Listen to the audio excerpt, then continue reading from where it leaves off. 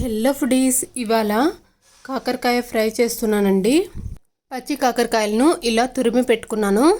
తురిమినాక ఇందులోని వాటర్ అంతా పిండేసుకొని స్టవ్ మీద కడాయి పెట్టుకొని ఆయిల్ వేసి పోపు దినుసులు, కరివేపాకు, అలాగే ఆనియన్ ముక్కలు మంచిగా ఫ్రై అయినాక ఇప్పుడు తురిమి పెట్టుకున్న కాకరకాయలు కూడా వేసి కొంచెం పసుపు, సాల్ట్ వేసి ఇలా మూతను పెట్టి మగ్గించుకున్నానండి.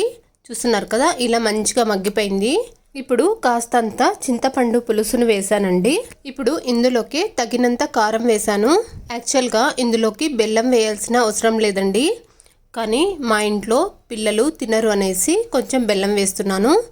మీరు వద్దనుకుంటే స్కిప్ చేసేయచ్చు. బెల్లం వేయకుండా కూడా చాలా టేస్టీగా ఉంటుందండి.